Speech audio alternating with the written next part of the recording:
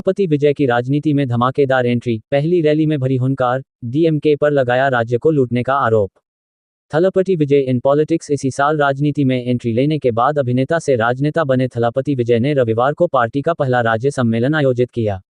इस दौरान उन्होंने अपनी पार्टी विचारधारा लोगों के सामने रखी, साथ ही सत्तारूढ़ डीएमके सरकार पर निशाना भी साधा। उन्होंने आरोप लगाया कि डीएमके भूमिगत सौदेबाजी के जरिए राज्य को लूट रहा है। ANI Villupuram. South superstar Thalapathy Vijay ने राजनीति में एंट्री ले ली है और रविवार को अपनी पार्टी तमिलगा वेत्री कजगम टीवीके के पहले सम्मेलन को संबोधित किया। इस दौरान विजय का पूरे सियासी अंदाज में दिखे और लोगों को राजनीति के मायने भी बताए। विजय ने रविवार को पार्टी के पहले राज्य सम्मेलन में बोलते हुए कहा कि राजनीति सिनेमा का क्षेत्र नहीं, युद्ध का क्षेत्र है।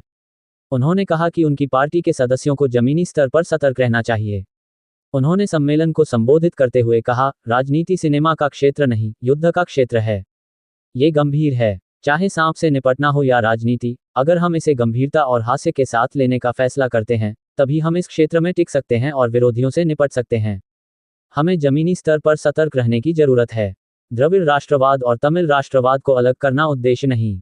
तमिलगा वेत्री कजगम की विचारधारा पर चर्चा करते हुए अभिनेता से राजनेता बने विजय ने इस बात पर जोर दिया कि उनका उद्देश्य द्रविड़ राष्ट्रवाद और तमिल राष्ट्रवाद को अलग करना नहीं है।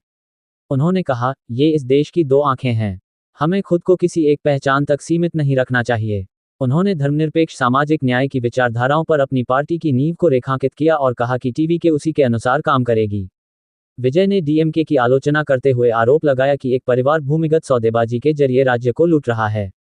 उन्होंने कहा, मैंने राजनीति में शामिल होने के लिए अपना अभिनय करियर छोड़ दिया है।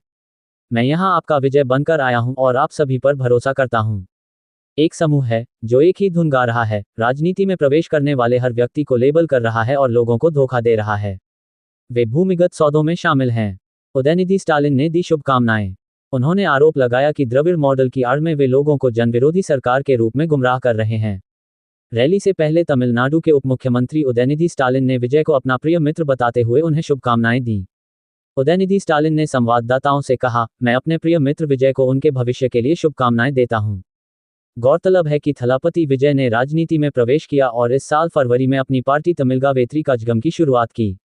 तमिलनाडु विधानसभा चुनाव 2026 में होने की उम्मीद है। वर्तमान में राज्य में डीएमके पार्टी सत्ता में है और एमके स्टालिन मुख्यमंत्री हैं।